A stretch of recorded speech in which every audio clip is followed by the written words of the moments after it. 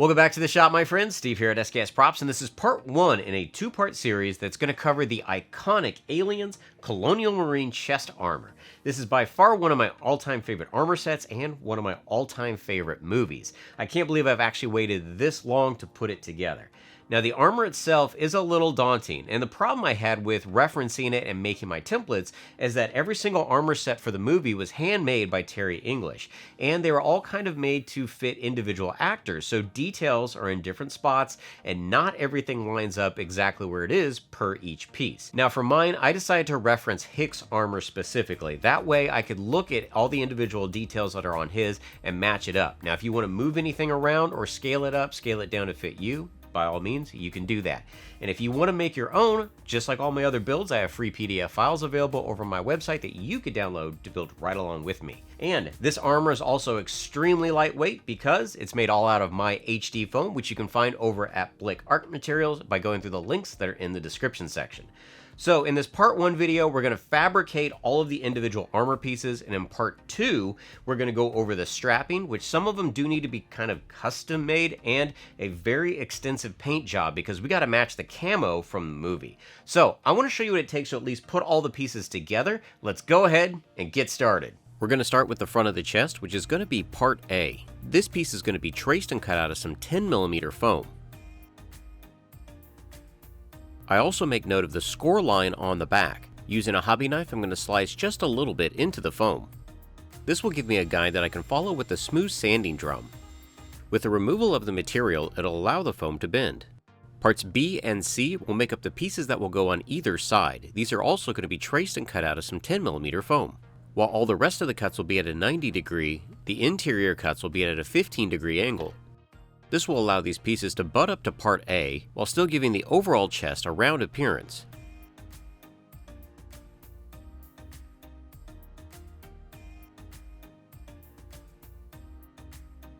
Now on my template, I have several places that say cut out and replace with 6mm foam.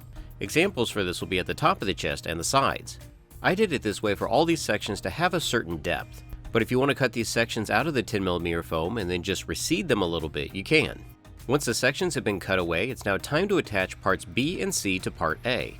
Using a heat gun, I'm going to manipulate the foam to give it a more contoured shape.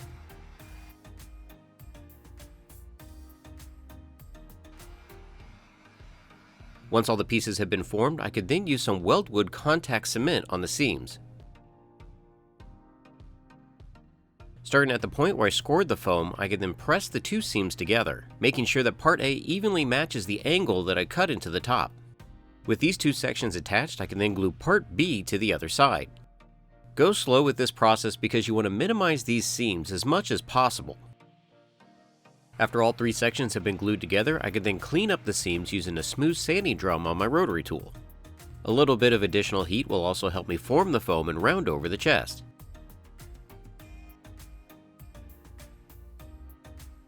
Now I'm going to take the cuts that I had for the top and for the sides, and I'm going to trace and cut those out of some 6mm foam. These are going to insert into the cutout sections and give it a slight recess. But before I glue them into place, I need to sand all these cutouts to give them a nice round over. Using a smooth sanding drum on my rotary tool, I can sand the ends of the cutout sections, as well as all of the individual openings. After the sanding had been complete, I could then heat seal all of these sections using my heat gun. Now all of these sections can be glued into place using some super glue. And this is why I used 6mm foam instead of the 10mm cutout. It allowed me to glue all of these pieces into place at the exact same depth.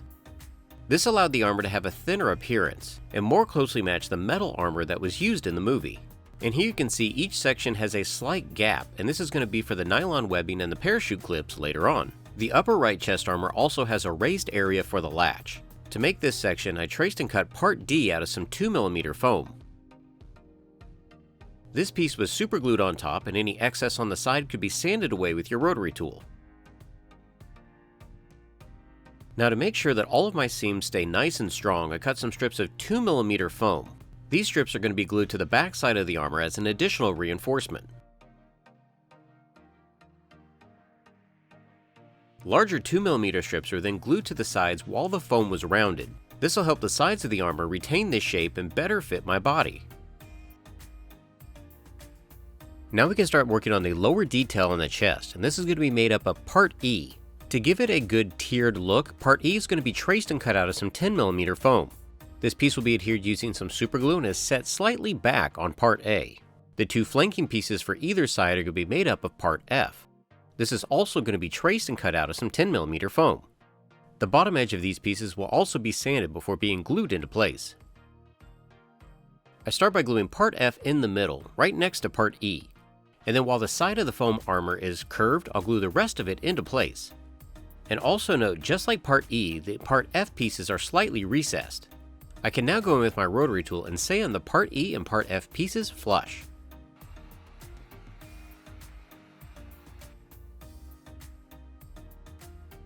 It's now time to add the bottom lip, which is going to be made up of Part G. This piece will be traced and cut out of some 6mm foam.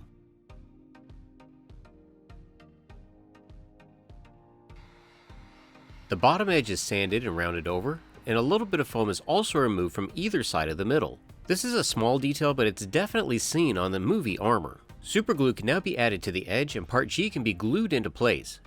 I again start in the middle and work my way out. And just like the previous layer, this piece is also slightly recessed.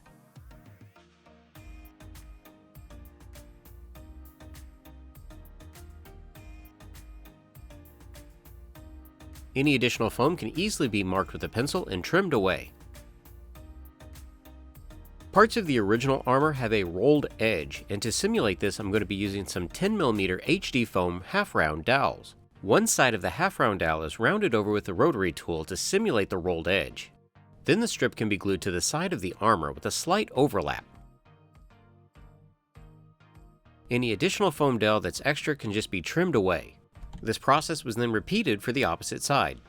It's time to move on to the back of the armor, and this is going to be made up of Part H, which is also going to be traced and cut out of some 10mm foam. Do make sure to note all of the cutouts on this piece. Just like the front of the armor, the sides, the interior details, and the top are all removed using a hobby knife. This is a very detailed and precise process, so go slow and steady.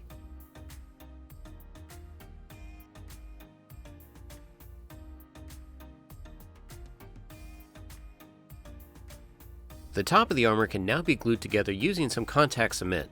This is going to help the foam roll over on the back. And all of these cutouts will be filled with 6mm foam. But before I do that, all of the edges are rounded over with a rotary tool and heat sealed. Now I can glue in the cutout areas using some 6mm foam, once again making sure to leave a small gap for the nylon webbing. And if your seams aren't perfect, don't worry about it, we're going to use some filler later on.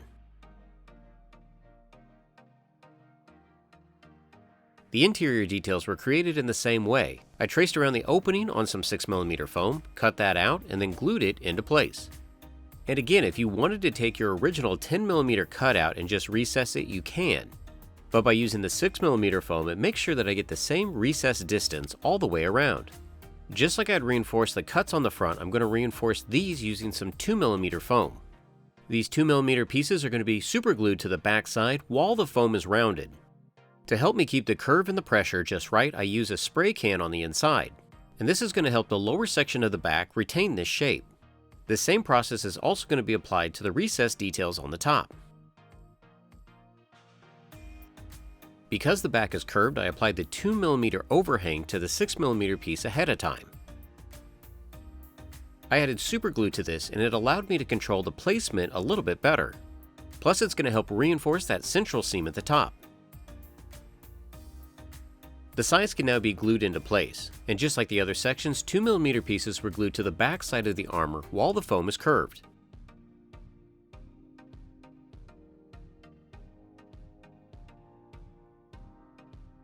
Just like the front, additional 10mm half-round dowels are added to the arm sections to simulate that rolled edge. For the protruding clamp details on the back, I'm going to be using some PVC board. This material is easy to score and snap, and the best part is you can heat form it. Notice on the clamp template I have two lines, and this is where the material is going to bend. I start by drilling out and cutting away the material to make the central V. Then I can use my heat gun and a metal ruler to bend the material back against a tongue depressor. Once the material had cooled enough, I could then heat it again and bend it to get a flat contour. Now the PVC board's not really all that strong and it's not going to support anything, but it looks great for this application and as a visual detail. With all the pieces formed to shape, they could now be glued to the back of the armor. I score the PVC board with a hobby blade to give the adhesive something to bite into. Then using some Bob Smith superglue, I could glue them onto the spots that I had already had marked. Parts M and L are the lamp connectors, and they're also going to be cut out of the PVC board. Just like the main clamps, once these pieces are defined, I can then use my heat gun to mold them into shape. Part M will be bent twice, and part L will have a single bend. These can then be glued onto the back using the same method of scoring the PVC board and then adding superglue.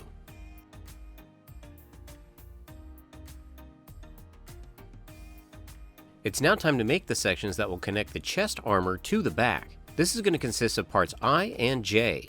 Both of these are going to be traced and cut out of some 10mm foam. Part I will have a step down that needs to be removed before I sand the edges. And to give the armor a thinner appearance, I also sand the back side of the rolled edge. After everything being heat sealed, the small 6mm piece can then be inserted into part I, once again leaving a small gap at the back. The rolled edge technique is also applied to either side of part I and J.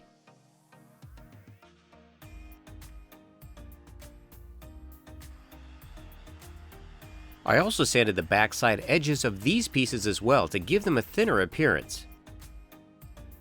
These sections will eventually be attached with nylon webbing later in the build. But for now we're going to move on to the shoulder caps, which are going to be made up of part N, and this is going to be 3 pieces. The outside edges will need to be cut at a 15-degree angle and it will butt up to the middle, but all of these pieces will be cut out of 10mm foam. Once cut out, superglue is applied to the edge and they can be attached. The slight angle on the sides gives it a nice contoured look. With all of the pieces assembled, it's now time to bevel the sides using a smooth sanding drum on my rotary tool.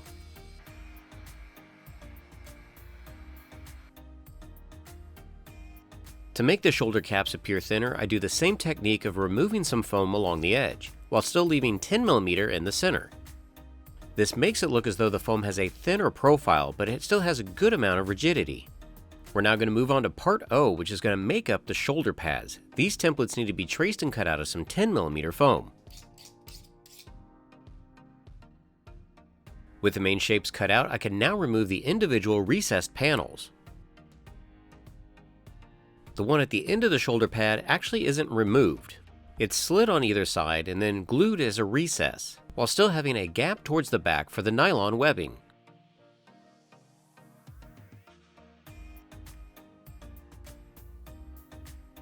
The interior panels are then removed using a very well-sharpened hobby knife.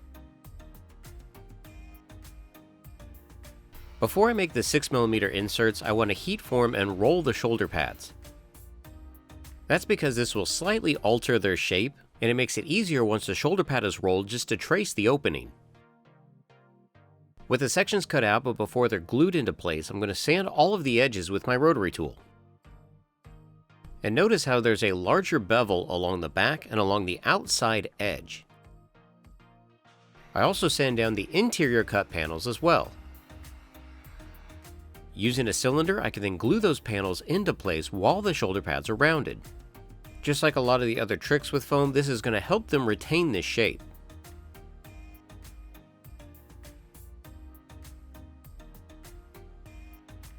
With the panels inserted, I'm now going to add a rolled edge to the inside of the shoulder pad. This is once again going to be using the 10mm half round dowel, and it has a slight overhang. And make sure this is glued into place with the shoulder pad rounded to the desired shape. And just how I made some of the other pieces look thinner, I'm now going to sand down this outer edge of the 10mm foam. And these are all just small details I noticed in the reference images that I'm trying to address in this foam build.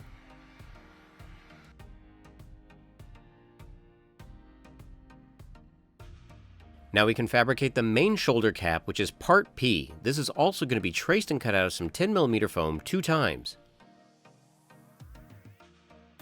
And make sure to trace all of the cut sections. These little areas are going to be sliced through using a hobby blade. You want to make sure to go all the way through the foam on 3 sides. This is going to make it so we can push these sections down into the foam and glue them into place. But before you do that, try to smooth these edges with your rotary tool. Once they're finished, you could then add a little bit of glue and give them a slight depression. And you can see here how it's once all glued together how the shoulder cap is going to fit inside. One more detail that we need to add to the shoulder pads is they have a slight flare, so I'm going to score the back side of this piece. I could then take my hobby knife and slice just a little bit into the foam. This is going to allow the foam to open up to give us the flare detail we need on the front. Before I move on with these parts, I'm going to glue together the dart at the top of the piece using some contact cement. A small bit of glue is added to either side, left to dry, and then firmly pressed together. For the flared opening, I'm going to add some super glue into the slit that I put on the back. I'm then going to insert a 90-degree piece of foam into this opening. Any excess foam here could then be trimmed away and then sanded flush with your rotary tool, as well as the bottom of all these sections.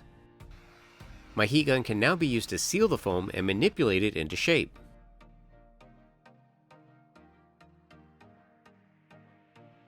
Because foam itself always wants to go back to its original shape, strips of 2mm foam are glued to the inside. The strips themselves don't look like much, but they're out of the way and they'll help the shoulder pad retain the shape. I can now do final cleanup on the shoulder pad, so I beveled the front edge and rounded over the ends. And here's how the cap will eventually look. We're now going to fabricate the lower back armor, which is going to be part Q. This is also going to be traced and cut out of some 10mm foam. The 2 side pieces will need to be cut at a 15-degree angle. Contact cement is going to be used here, and these sections can be pressed into place.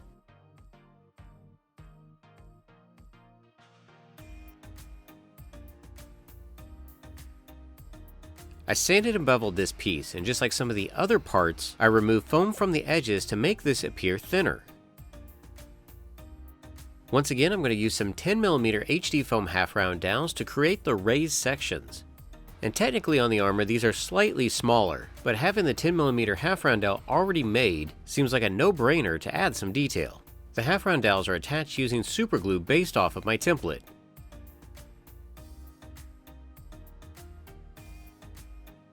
I can also go through and cut out the sections that will line up once we add the straps. I'm going to be using 1.5" nylon and parachute clips for the side attachments. Links to all the straps and clips can be found in the description section.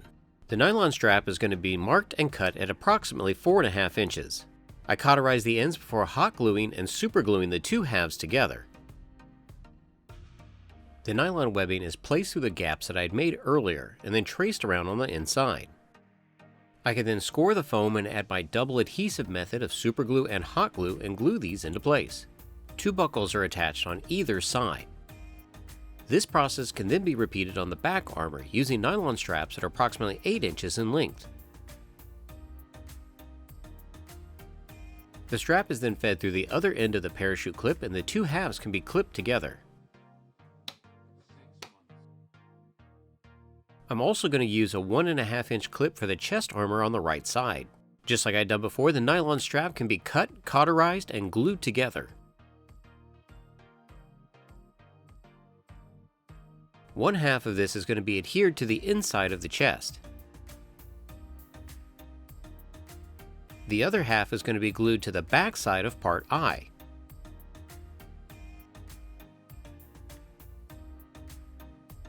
And here you can see how part I attaches to the front armor. Part J is going to make up the section on the opposite side, and it's just as simple as gluing the nylon strap to the back. The rest of the nylon can then be adhered to the back side of part B.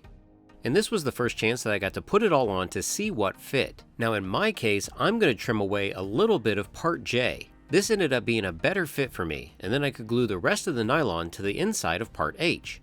I then cut off the same amount at the top of part I so they'd be even. I could then attach the other strip of nylon from part I to the back of part H. And because this side is adjustable, I ended up cutting off a little bit more to the front of part I.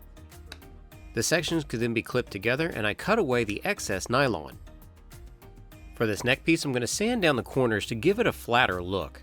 The bevel here doesn't really matter because it's going to be covered with material in the end. but sanding the corners of this foam down just helps with the profile. My other straps have arrived, so I can now cut out the slits in the shoulder caps.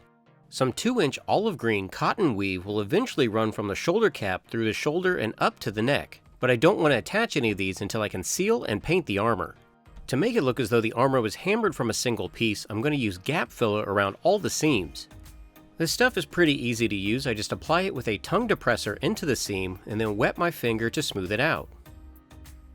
This is going to be applied to all of the seams where I have the recessed areas. Once the filler had been smoothed out, I could then go in with a ball tool and remove the excess. This is going to give a nice clean look to all of the seams. The gap filler was also applied to the lower back armor, that way it looks like it's all made from one piece.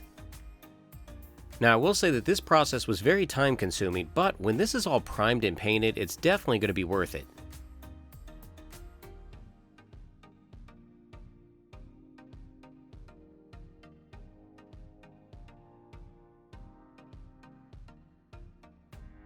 After a day, the filler had dried, and then I could use a very fine sandpaper to help smooth it out. Now it's time to make some fake rivets, and to do that I'm going to use some 2mm foam and a 1/4 inch hole punch. These leather punches work great and are fairly inexpensive to find online. Then using some super glue and tweezers, I could put all the rivets into place. And there are a lot of them, so check the template to make sure you applied them all. And as a note, there are no rivets on the lower section where the nylon straps are at on the back. In the movie, the straps are riveted in the recessed area, but because this is made out of foam and I wanted a little more durability, I made sure to run the strap and have it glued to the inside. For some additional strength and durability, I'm actually going to use some thermoplastics on the underside of the shoulder pads and the shoulder caps. This isn't a necessity, but I like the fact that it helped the pieces retain the shape and gave the pieces some weight to make them look heavier. The thermoplastic was cut to fit, heat formed, and then super glued to the underside of the foam. And this is where I had to go back and remove my foam strip and replace that with the thermoplastic. And this is an old product that Tandy Leather used to sell, but it's very similar to Warbler. The caps are also heat formed with a heat gun, super glue was then added, and these are also glued to the underside. And some small strips are added to the back of the shoulder caps, more for weight than anything else. But I like this because the thermoplastic will help retain the shape, and it's very thin so it's well hidden.